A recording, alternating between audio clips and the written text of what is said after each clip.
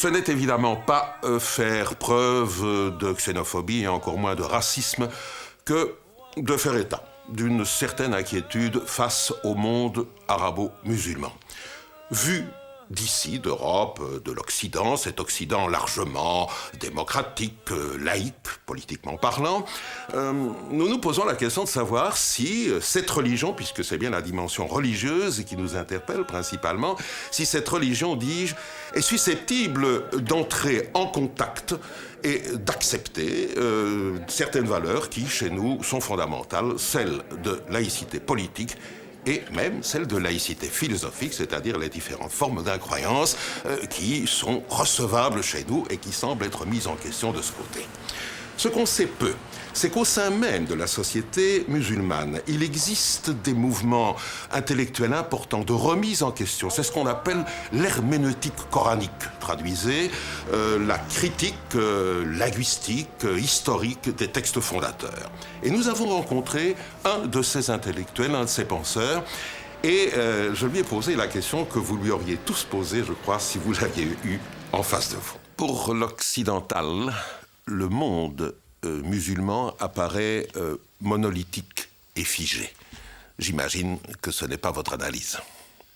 Non, ce n'est pas le cas. Et si j'ai écrit ce livre, Les nouveaux penseurs de l'islam, c'est justement pour montrer qu'au-delà de cette image monolithique que nous renvoient les médias, il y a des véritables débats dans le monde musulman et des débats qui sont portés par des intellectuels pour faire advenir ce que j'appelle une modernité endogène qui soit à la fois en adéquation avec l'héritage de ces sociétés, parce qu'il faut toujours s'appuyer en termes de modernité sur ce que les sociétés produisent, mais en même temps lire ce patrimoine à travers les outils de la modernité intellectuelle qui, eux, sont des outils pour l'instant universels.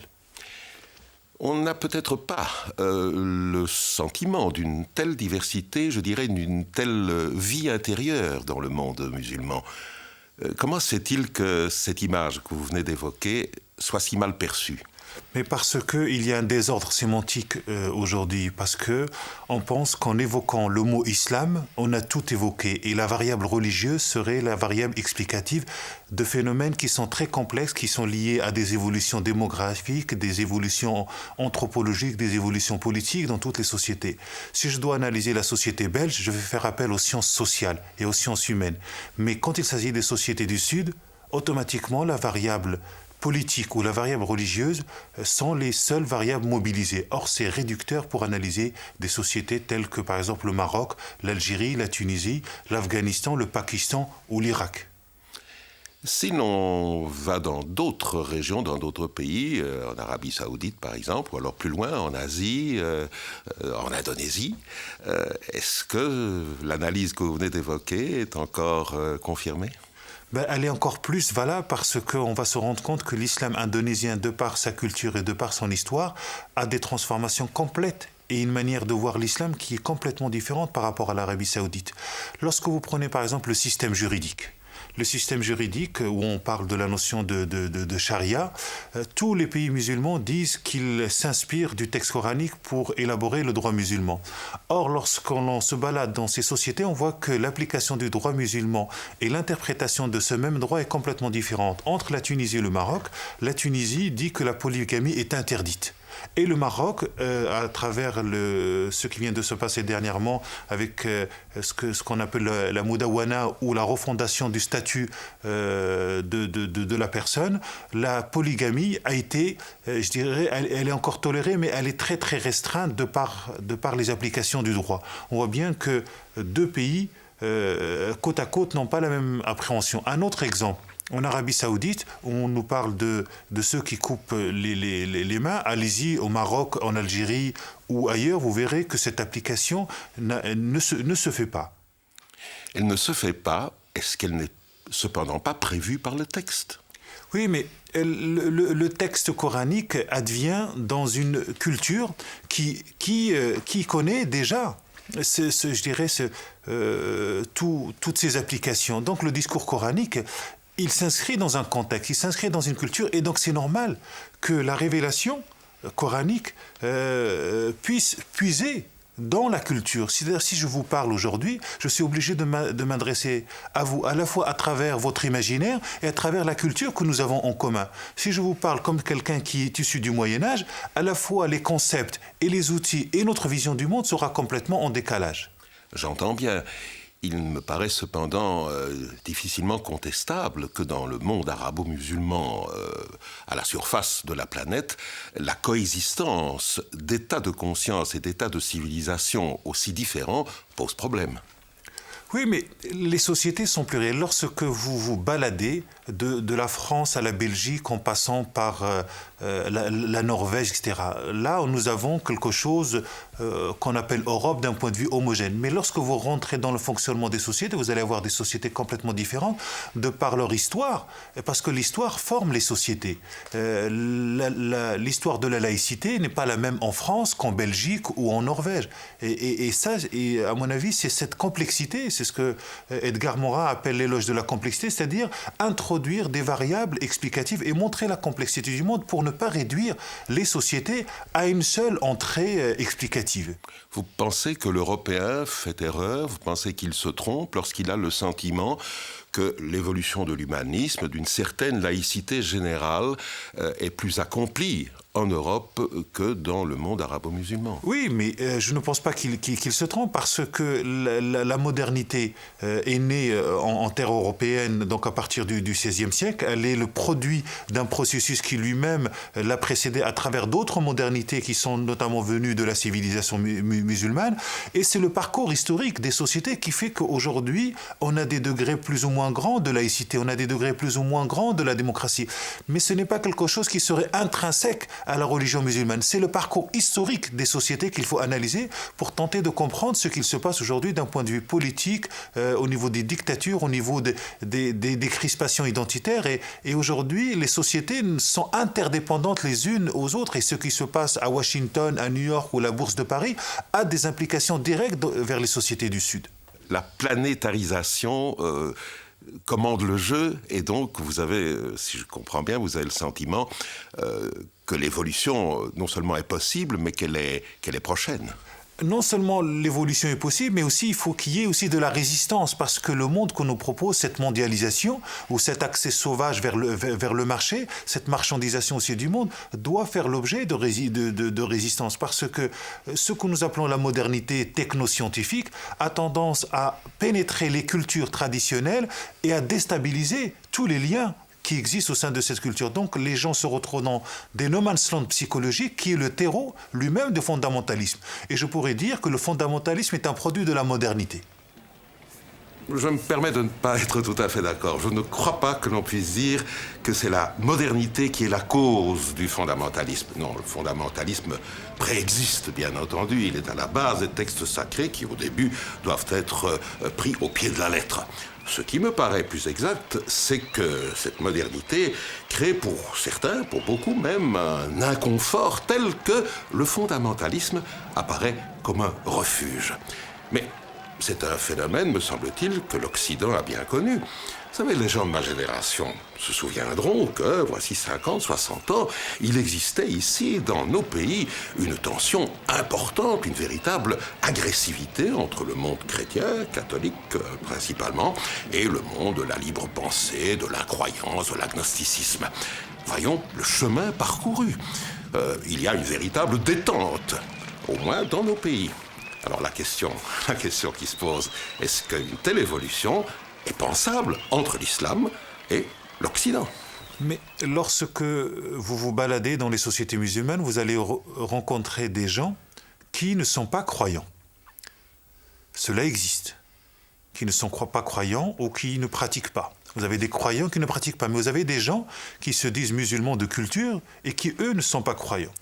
La grande difficulté aujourd'hui, c'est de pouvoir le dire dans une société qui est de plus en plus travaillée par le discours religieux, par l'idée de la croyance. Et vous avez raison de bien insister sur cette liberté de conscience qui doit être avant tout première, et aussi cette idée de la psychologie du risque. C'est-à-dire qu'une liberté de conscience qui doit nous amener à prendre des risques, notamment sur la lecture de nos textes et sur la lecture de la raison en elle-même dans ses propres fondements. Et aujourd'hui, en Occident, il est beaucoup plus facile de se dire je suis de culture musulmane et non croyant que dans les sociétés, musulmanes. Ça, je dois le concéder parce que depuis les indépendances, il y a tout un travail de l'étatisation de l'islam, notamment à travers le texte coranique. On va capter le texte coranique pour asseoir une légitimité que nous n'avons pas auprès du peuple. Donc le texte coranique se retrouve au centre de débats très importants aujourd'hui dans les sociétés musulmanes. Et c'est pour ça que je dis que ces sociétés reposent sur le paradigme coranique et qu'on ne peut pas ne pas faire comme si le texte coranique n'existait pas. Donc il y a tout un travail, je dirais, d'interprétation, de lecture du texte coranique qui vont influencer et qui ont des influences directes sur le comportement des individus. Mais ce que je veux dire, c'est que la variable religieuse est une variable parmi d'autres. Il y a tellement de variables telles que la variable éducative, démocratique, anthropologique, politique, qui sont des variables très importantes pour le fonctionnement des sociétés et qui peuvent expliquer un certain nombre de comportements. Le texte coranique est cependant présenté par beaucoup comme fondamental à ce point qu'on le dit incréé. Il aurait donc été il aurait été primal, je dirais. Il aurait existé avant toute chose, avant même les hommes. Ce que vous dites là est un produit de l'histoire. Au début, il faut bien faire la distinction que fait Mohamed Harkoun entre le fait coranique et le fait islamique. Le fait coranique, c'est l'articulation du discours par le prophète de l'islam entre 610 et 632. C'est-à-dire 23 années de révélation, une révélation qui s'inscrit dans un contexte et qui est en situation dialogique avec le contexte. C'est une parole orale. Ensuite, cette parole orale va être mise par écrit. Et à partir du moment où elle est mise par écrit, elle va devenir le fondement de ce qu'il appelle le fait islamique, c'est-à-dire le développement de l'histoire des doctrines théologiques, des doctrines juridiques, politiques et autres. Et au début de l'islam, on avait l'idée du Coran créé par Dieu dans le temps.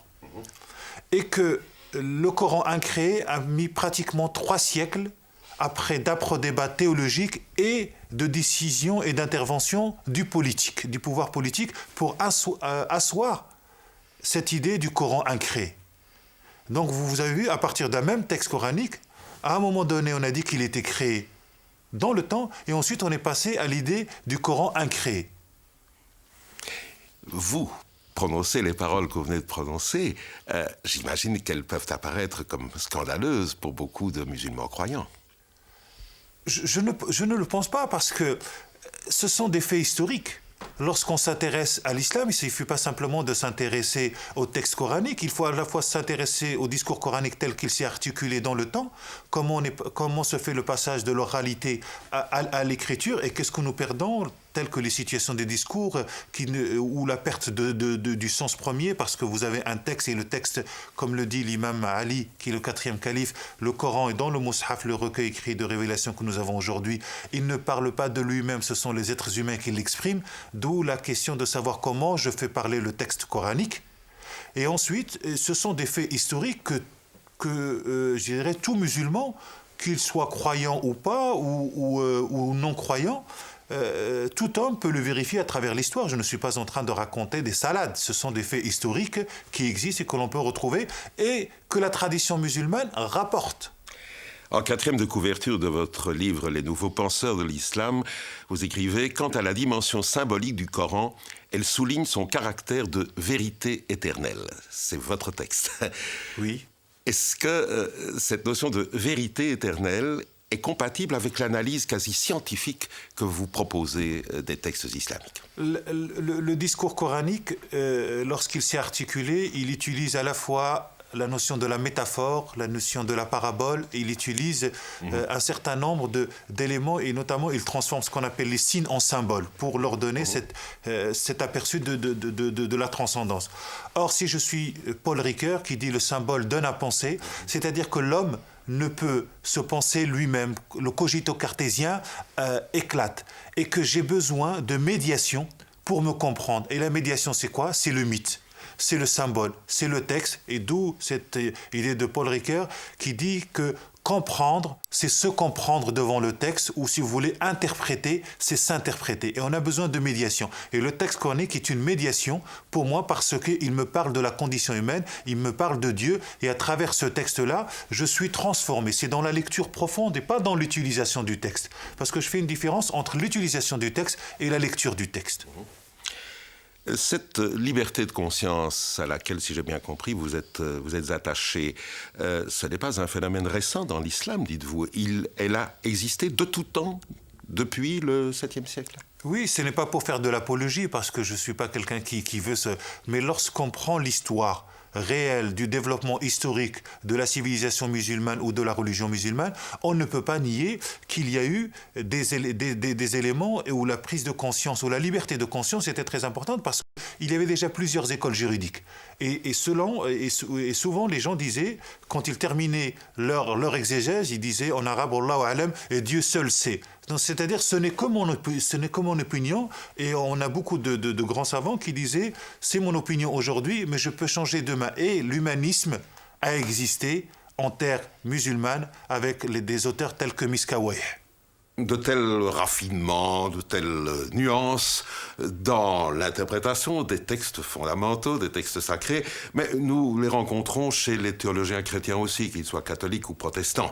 Je crois que c'est une démarche intellectuelle tout à fait normale. Mais pour le public profane, pour nous, la question qui se pose est tout de même de savoir si dans un avenir raisonnable, disons à moyen terme, le monde arabo-musulman peut rencontrer nos valeurs laïques occidentales. Mais je pense que les débats qui sont en train d'animer le monde musulman participent à cette évolution. Il y a de plus en plus cette idée de la laïcité dont on commence à parler de plus en plus dans les sociétés musulmanes. Mais une laïcité qui s'inscrit aussi dans le droit musulman. C'est ça qui est très intéressant, c'est que la construction de la laïcité en Europe, elle se construit aussi à travers le droit romain, c'est-à-dire à travers toute une histoire. La question, c'est comment les sociétés musulmanes aujourd'hui vont travailler le concept de laïcité en contexte islamique, mais tout en étant aussi fidèles à leur propre histoire. C'est-à-dire que je ne crois pas aux choses importées, je crois aux choses qui mûrissent de l'intérieur. La modernité occidentale a été importée au siècle dernier par l'arrivée de Napoléon et autres. Cette modernité n'a pas eu la greffe parce qu'elle était hors sol. Et c'est pour ça que j'appelle de tous mes voeux à une modernité endogène, mais qui soit capable de dialoguer avec les autres modernités. Il y a tout de même un long chemin à faire. Par exemple, peut-être me trompais-je, mais je crois avoir lu que la charia condamne de mort l'apostasie. Le fait de renoncer à sa foi musulmane serait puni de mort. Est-ce que je me trompe ? Tout dépend dans quel pays et comment vous interprétez la notion de charia. La notion de charia, dans le texte coranique, l'étymologie, ça veut dire la voie. Le chemin pour accéder à la source, et la source étant Dieu. Et le corpus de charia en tant que doctrine de droit a mis 1 siècle et demi après la mort du prophète pour s'élaborer. Donc la notion de la charia est une construction historique. Et la question qu'il faut se poser, c'est dans quelle mesure les lois que nous pouvons tirer du texte coranique peuvent être encore qualifiées de lois divines quand c'est une interprétation humaine qui élabore le droit à partir des sources. Est-ce que dans des pays pourtant évolués, je pense à l'Égypte par exemple, est-ce que vraiment on peut se déclarer musulman apostat ? Je ne sais pas, moi je pense que la réception du discours aujourd'hui fait qu'il est très difficile de se dire musulman apostat. Je crois qu'il ne faut pas le nier, mais c'est aller contre l'opinion générale et parfois de la provoquer pour rien que d'aller vers ce phénomène. Tout ce que je peux dire, c'est que dans le texte coranique, il n'y a rien qui permet de justifier cette idée de l'apostasie. Il y a des éléments, mais où on dit que la question de l'apostasie dans le discours coranique est liée à la fois à un contexte parce que nous avions des gens qui entraient dans l'islam mais qui en sortaient et qui devenaient des ennemis à cette religion émergente par rapport à d'autres religions qui étaient déjà instituées. Donc il faut remettre les éléments et les versets dans leur contexte pour les comprendre. Et en même temps, il y a des éléments mais qui disent que c'est une affaire dans l'au-delà, ce n'est pas une affaire sur terre. Donc les hommes n'ont pas, je dirais, à aller contre contre celui qui peut se déclarer aujourd'hui apostat. Mais je pense qu'il y a tellement de travail, il ne faut pas être non plus trop provocateur. Je pense en effet que la provocation ne mène pas à grand-chose. Parfois, elle peut aiguillonner, mais il faut savoir raison garder. Je ne voudrais pas vous demander d'être prophète, sans doute serait-ce indécent. Mais je vais tout de même vous demander de nous décrire les années futures. Comment voyez-vous les 10, les 20, les 50 ans à venir en ce qui concerne les relations entre le monde musulman et le restant de la planète? J'espère qu'on va faire un véritable travail de déconstruction des imaginaires de part et d'autre, parce que le monde musulman a un imaginaire gonflé sur l'Occident, et l'Occident a un imaginaire gonflé sur l'islam en tant que religion et en tant que civilisation et aussi en termes de société. Moi, ce que je veux, c'est qu'on fasse ce travail de déconstruction de ces imaginaires, parce qu'il y a un choc des imaginaires. Lorsque je prononce le mot islam, je convoque des imaginaires. Et ces imaginaires, je suis incapable de les contrôler parce qu'ils sont liés à une histoire, ils sont liés à des représentations. Nous vivons à travers des représentations, nous n'avons pas accès à la réalité, nous avons accès simplement à des éléments de la réalité que nous prenons pour de la réalité. Or, cette réalité, elle est beaucoup plus complexe. Donc j'espère qu'il va y avoir un véritable dialogue pour déconstruire les imaginaires de part et d'autre, pour ouvrir un autre horizon de sens, un autre horizon d'espérance et un autre horizon d'action. Il y a ce que certains appellent aujourd'hui une parole absente. Nous avons besoin d'une parole qui puisse concilier des peuples qui sont en souffrance. Et si on ne comprend pas la souffrance du peuple musulman, on ne peut pas comprendre ce qui se passe aujourd'hui dans ces sociétés. Le peuple musulman est disposé aussi à comprendre la souffrance d'autres peuples?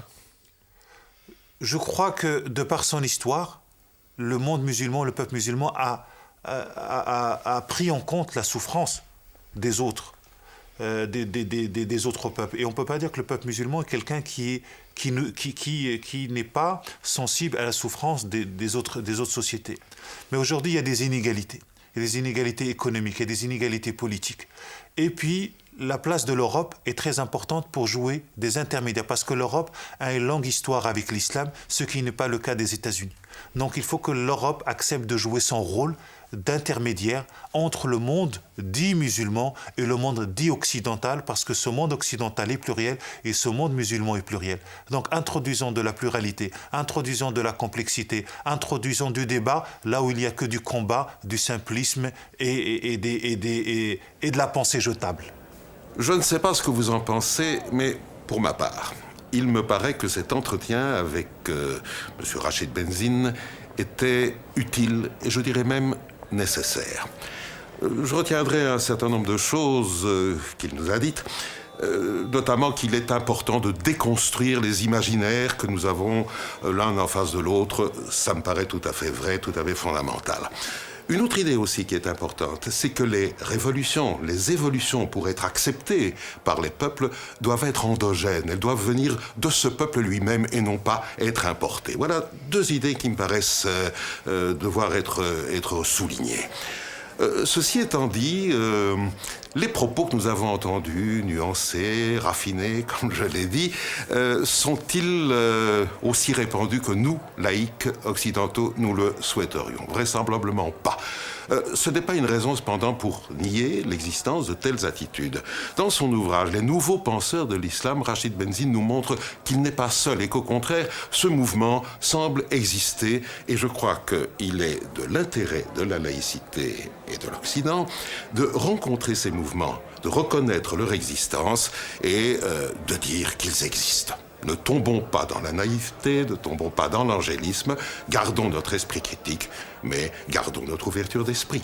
Ce faisant, il me semble qu'aujourd'hui, la pensée et les hommes a essayé de faire un bon travail laïque. Merci de votre attention.